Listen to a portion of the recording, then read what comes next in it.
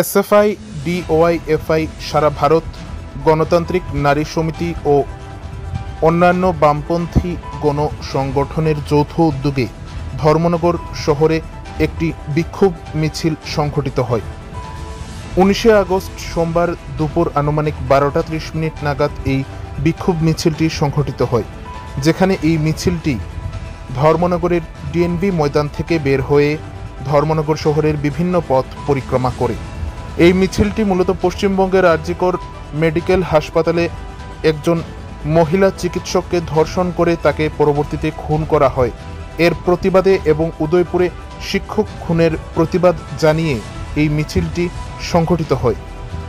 এতে উপস্থিত ছিলেন রাজ্যের প্রাক্তন মন্ত্রী বিজিতা নাথ সহ এসএফআই ডিওয়াইএফআই ও অন্যান্য বাম সংগঠনের নেতারা এবং কর্মীরা।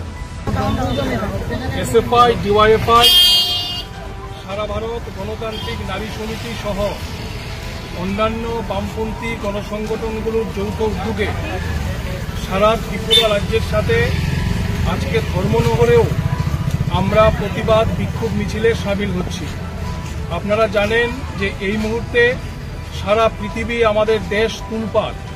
বিশেষ করে আরজিকর মেডিকেল কলেজ এবং হাসপাতালে একজন পড়ুয়ারত চিকিৎসককে যে নারকীয় কায়দায় প্রথমে রেপ, তার পরবর্তী সময়ে তাকে খুন করে দেওয়া হয়েছে, এই ঘটনার সুষ্ঠু তদন্তের দাবিতে সারা দেশের সাথে আজকে বামপন্থীরাও রাস্তায় নেমেছে। একই সাথে আমরা পাশাপাশি দাবি করতে চাই, শুধু পশ্চিমবাংলার ঘটনা না, এই সময়ে আমরা দেখছি আমাদের রাজ্যের ত্রিপুরাতেও ধারাবাহিকভাবে মহিলাদের উপর, নারীদের উপর নির্যাতনের ঘটনা ঘটে চলছে। বিশেষ করে আমরা বলবো 2018 সালে বামফ্রন্ট সরকারের পরাজয়ের পর 2000 সালের মার্চ মাসে মোহনপুরে মন্ত্রী দাস নামে 22 বছরের একটি মেয়েকে ধর্ষণ করা হয় এবং তাকে পুড়িয়ে মেরে ফেলা হয়। আমরা চাইছি আমাদের ত্রিপুরা রাজ্যের শুভবুদ্ধি সম্পন্ন মানুষ, নাগরিক সমাজ এই ঘটনার প্রতিবাদেও তারা গর্জে উঠুক এবং এই ঘটনার সুষ্ঠু তদন্তের দাবি তোলা হোক। একই সাথে এই সময়ে আমাদের ত্রিপুরা রাজ্যের জন্য অত্যন্ত লজ্জাজনক একটি ঘটনা, উদয়পুরে অভিজিৎ দে নামে একজন শিক্ষক মশাইকে বিজেপির দুর্বৃত্ত বাহিনী তারা বাড়ি থেকে তুলে নিয়ে যায়।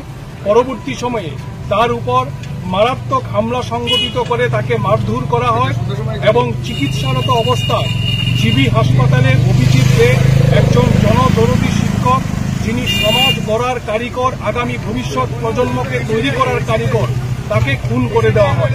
আমরা একই সাথে এই আরজিকর কাণ্ড, মন্ত্রী দাস এবং অভিজিৎ দে শিক্ষক মশাই তাকে যে খুন করে দেওয়া হলো, এই ঘটনারও সুষ্ঠু তদন্তের দাবি করছি এবং দোষীদের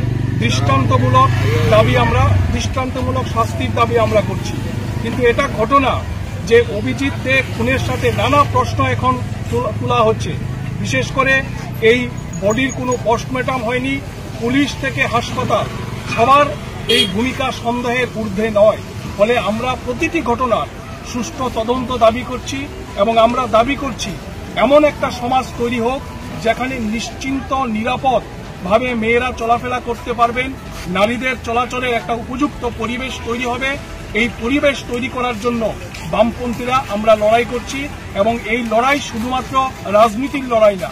আমরা চাই দল মতের ঊর্ধ্বে উঠে এই জঘন্য নারকীয় হত্যাকাণ্ডের প্রতিবাদে সকল স্তরের মানুষ, ধর্মনগরের নাগরিক সমাজ, তারা দল মত নির্বিশেষে গর্জে উঠবেন এবং অপরাধীরা কেউ যেন পার না পায় তার জন্য রাজ্য সরকারকে ভূমিকা গ্রহণ করতে হবে।